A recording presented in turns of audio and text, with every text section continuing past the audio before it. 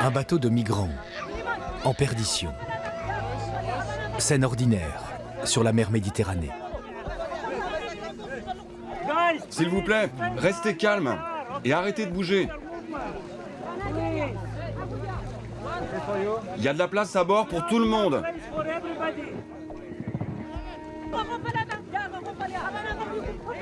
L'an dernier, 115 000 personnes ont emprunté cette route et ses périls. 3 800 y ont perdu la vie. Pour tenter de les secourir, un navire, l'Aquarius. L'histoire d'une initiative citoyenne, la solidarité en mer face au drame de l'émigration.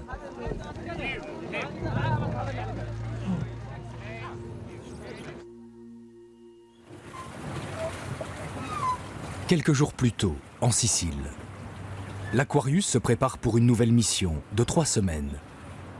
Ici, on l'appelle le bateau citoyen, un ancien garde-côte allemand de 77 mètres.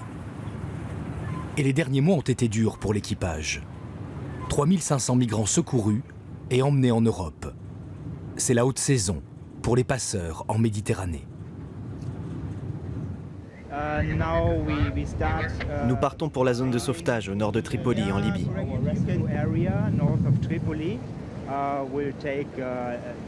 C'est à un peu moins de 2 jours de navigation. Nous ne savons pas combien de migrants nous allons trouver là-bas. Ça dépend vraiment de la météo. Mais les migrants me disent souvent qu'ils préfèrent mourir en mer que de rester en Libye. Ça montre bien quelle est la situation dans ce pays, surtout pour les Noirs. Ils sont torturés là-bas et n'ont pas d'autre choix que de partir. Partir pour trouver une vie meilleure. L'Aquarius n'est pas un bateau comme les autres. Son équipage, des volontaires et des humanitaires venus des 4 coins d'Europe. Son mode de financement, les dons privés. Le navire a besoin de 11 000 € par jour pour fonctionner. Les premières heures de navigation sont consacrées à la formation des nouveaux bénévoles. Apprendre en quelques heures à sauver des vies. Bienvenue à notre formation de premier secours. On va vous expliquer pourquoi il est important que tout le monde ici puisse faire un massage cardiaque et savoir si quelqu'un a perdu connaissance ou non. C'est pour le cas où nous aurions un grand nombre de victimes, dans l'hypothèse d'un sauvetage tragique. Imaginons un scénario. On a de très nombreuses victimes, une personne est déposée sur le pont. Que faites-vous?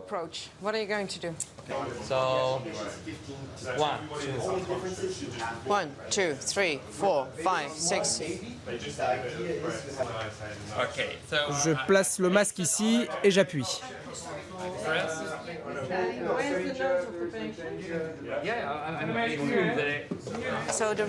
Nous faisons ces entraînements car on ne sait jamais ce qui arrivera.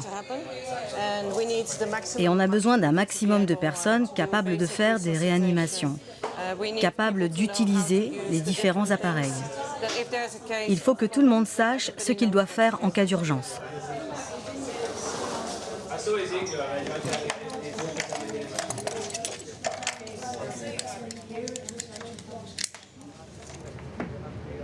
L'Aquarius stoppe ses machines au large de l'île de Lampedusa. C'est au tour de l'équipe Recherche et Sauvetage de s'entraîner. Sur le navire, on l'appelle l'équipe SAR, pour Search and Rescue. C'est elle qui ira au contact des bateaux en détresse.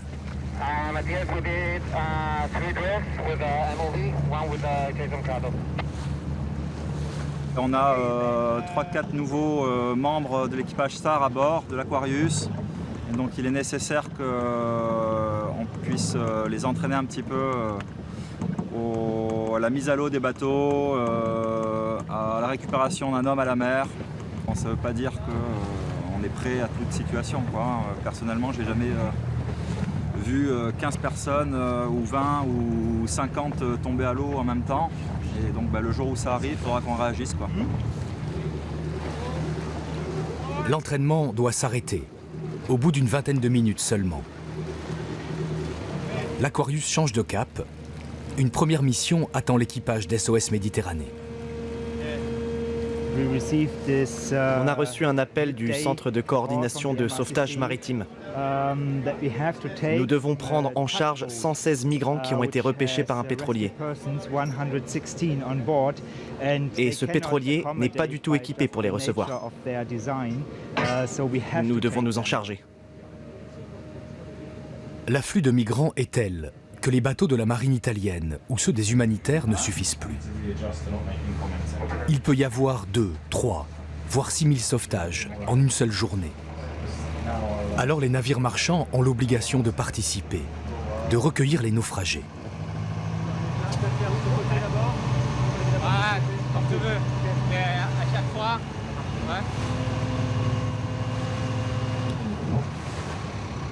L'Aquarius envoie ses équipes pour gérer un transbordement en haute mer.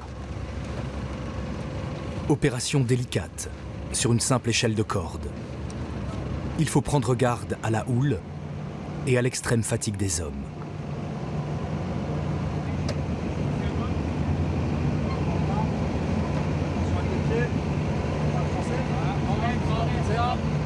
Vous parlez tous français? Ouais. On va vous amener sur ce bateau rouge, orange. On est une organisation humanitaire et il y a des médecins aussi à bord, d'accord? On va vous emmener en Europe. Quelques mots, simples, pour calmer les inquiétudes de ces femmes et de ces hommes, perdus depuis des jours en Méditerranée.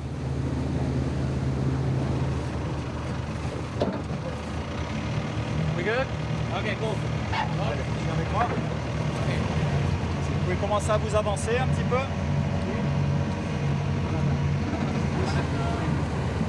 D'abord les blessés, puis les femmes et les enfants. Les bénévoles de l'Aquarius doivent les enregistrer à bord et effectuer un premier contrôle médical. Bonjour. Tu viens d'où? Viens, avance. De Côte d'Ivoire et tu as quel âge?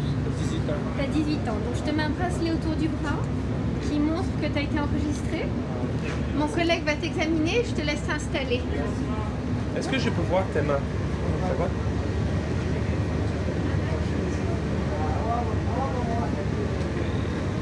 Ça va. Je vais mettre un S ici sur le bracelet. Et ça veut dire qu'on a fait le dépistage de la gale. Et quand on arrive en Europe, ils vont te traiter très rapidement, très facilement. Okay? Bienvenue à bord. Bonjour monsieur. Moi je suis infirmier. Je voudrais savoir si ça te gratte. Oui? C'est où exactement? Le séjour en Libye a été terrible pour les migrants. Presque tous sont malades, affaiblis, le regard vide.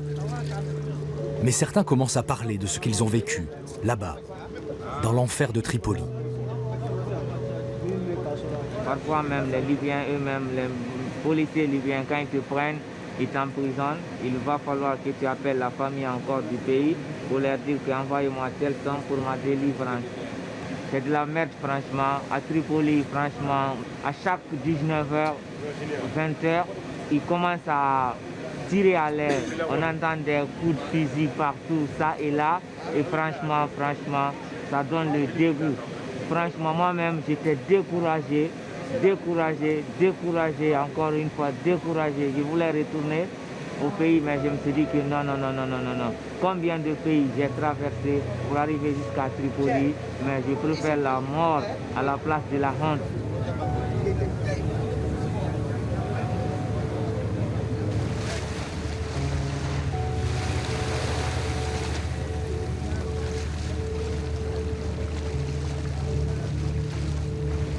L'Aquarius a presque rejoint sa zone de sauvetage, à plein régime.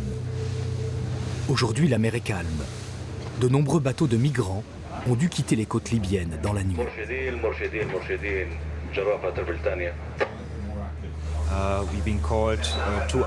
On nous a prévenus il y a 2 heures pour un bateau pneumatique en détresse.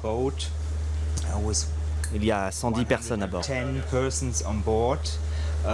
Il est toujours dans les eaux territoriales libyennes. Le centre de coordination des sauvetages nous envoie sur zone. Mais nous ne pourrons pas entrer dans les eaux territoriales. Les Libyens ne l'acceptent pas.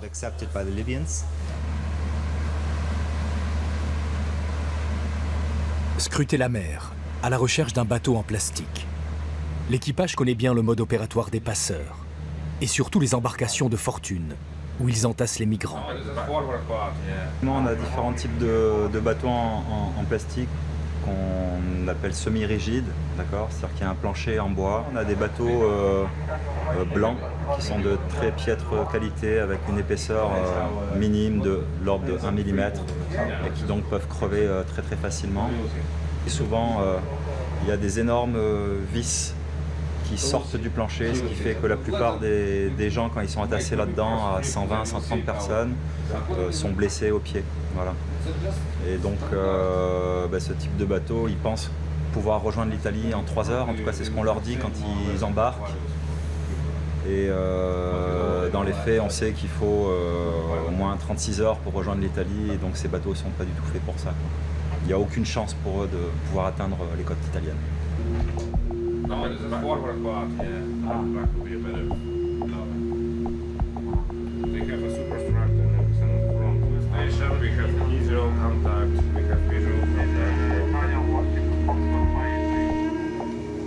Sur le pont, les équipes sont tendues.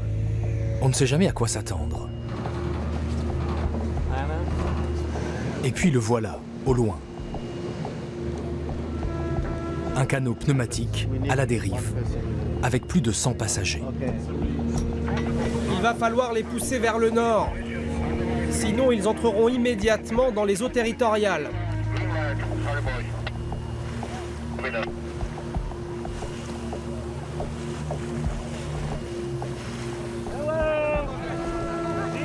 Est-ce que vous parlez anglais? Français? Arabe? Érythréen? Redémarrez le moteur et dirigez-vous vers le nord.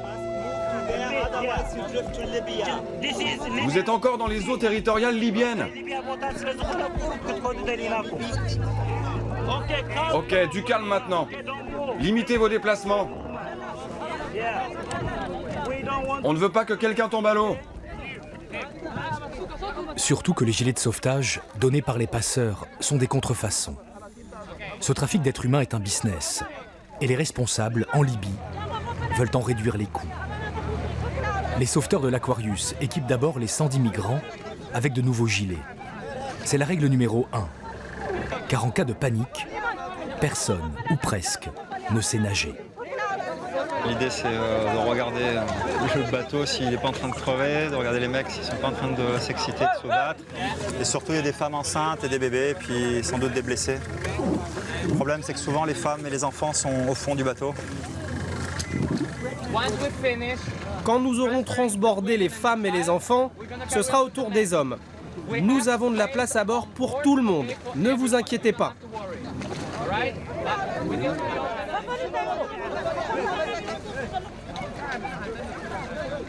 Le froid, la soif et la peur ont épuisé les migrants, surtout les plus fragiles.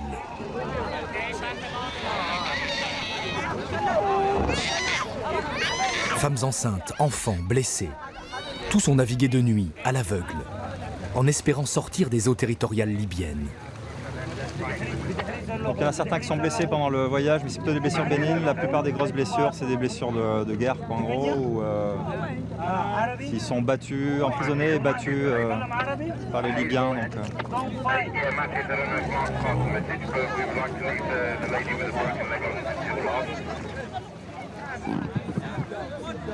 Pendant 2 heures, les sauveteurs vont transborder les migrants, par groupe de 10.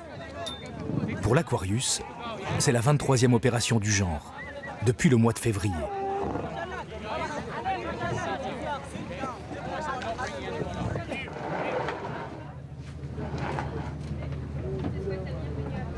Dans la clinique du bord, il y a de nombreux blessés à soigner. Cette femme, brûlée par un mélange d'essence et d'eau salée.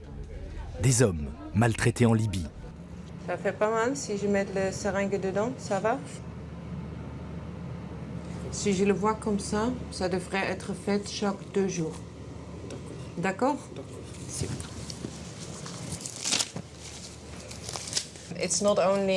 Les migrants ne doivent pas seulement traverser la Méditerranée.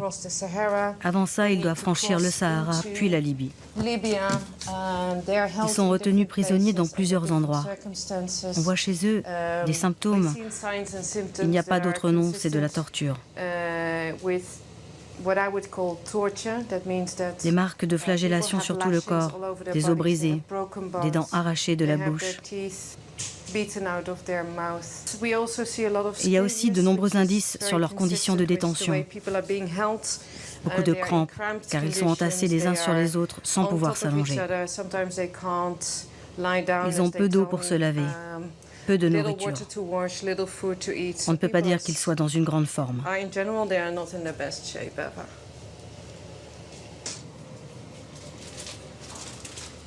Donc demain, ça ne nécessite pas un changement. Après-demain, c'est une bonne idée. D'accord? Merci beaucoup. Ok.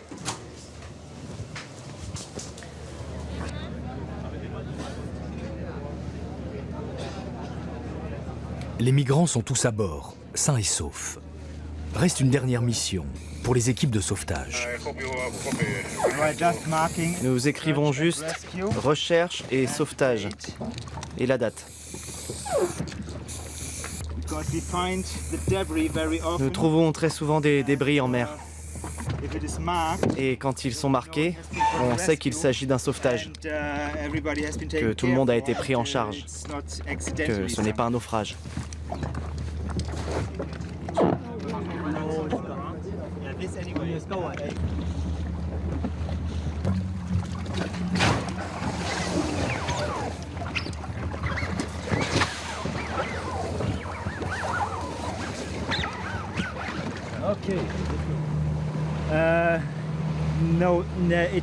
Le bateau doit être détruit car il sert au trafic humain. Il faut éviter qu'il soit réutilisé.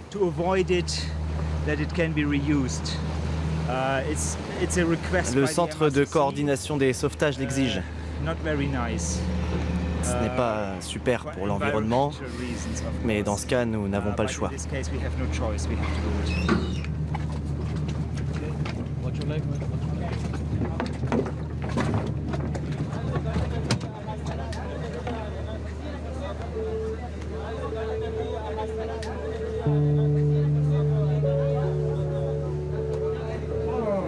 Pour l'instant, vu la fatigue,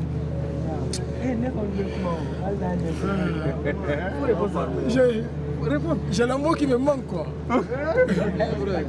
J'ai l'amour qui me manque, juste la joie de me voir dans un bateau européen.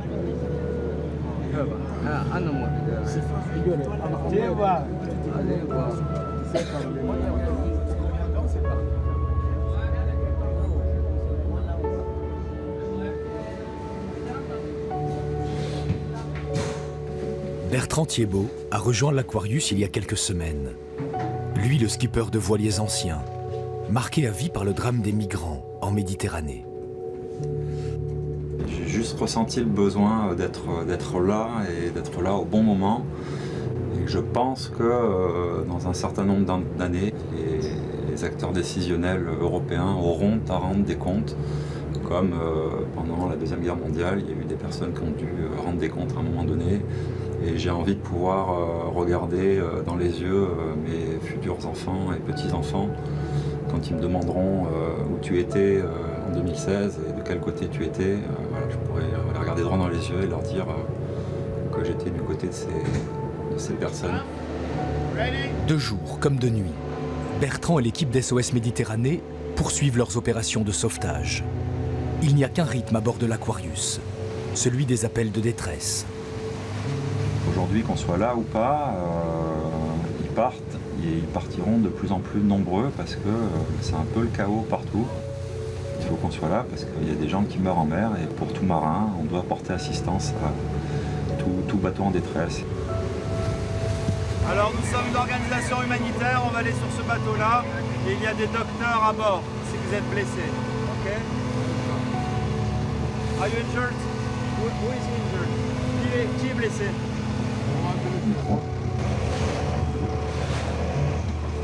Il n'y a aucun échappatoire possible. S'il n'y a pas de bateau comme le nôtre qui est là pour les secourir, bah, c'est voué à l'échec, quoi, hein, et donc à la mort certaine.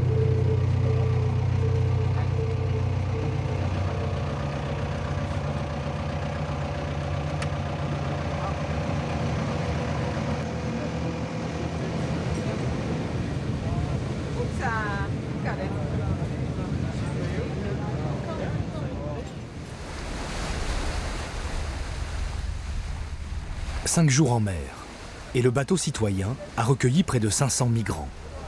Impossible d'attendre plus longtemps sur zone. Il faut rentrer en Sicile. L'Europe, si désirée, est presque là. L'espoir, mais aussi l'inconnu, pour ceux qui ont risqué leur vie en mer. Je vais vous donner des informations en 3 langues. Anglais, arabe et érythréen. C'est ici que nous vous avons secouru. Et nous faisons maintenant route vers une ville appelée Messine. Le ministère italien de la Santé et l'agence Frontex vont monter à bord. Il ne faudra pas vous inquiéter. C'est la procédure normale. Si vous avez de la famille en Europe, c'est très important de le signaler à la Croix-Rouge. Ils pourront vous aider à la rejoindre.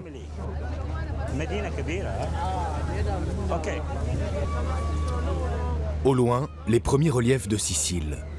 Serge et ses compagnons commencent à se rappeler pourquoi ils ont entamé ce long voyage. Mon rêve, c'est d'avoir un travail honnête, travailler dur, et pour rentrer au pays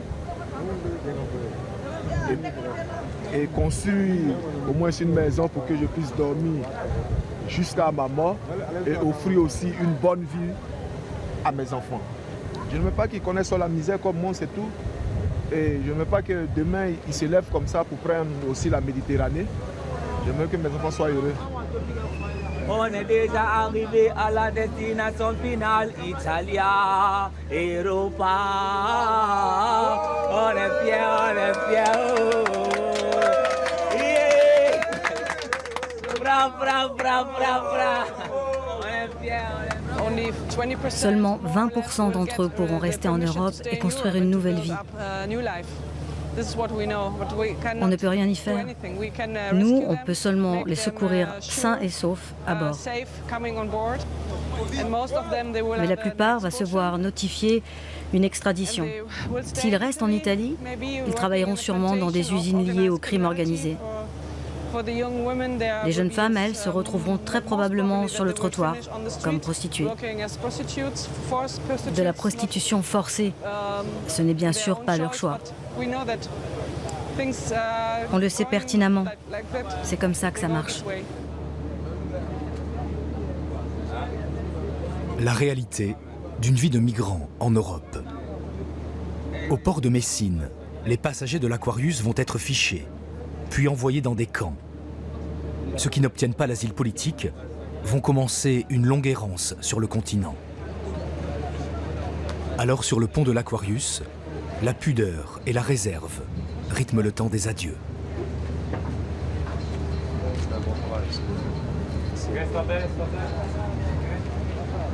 On est content pour eux parce que c'est la fin d'un calvaire.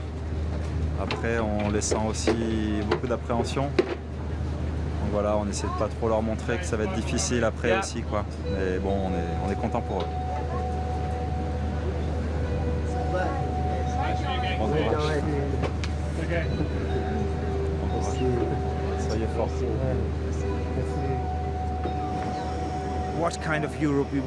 Dans quelle Europe voulons-nous vivre? C'est une vraie décision. Et ce choix est confronté à la crise des migrants. La manière dont nous résoudrons cette crise décidera des valeurs qui sont les nôtres.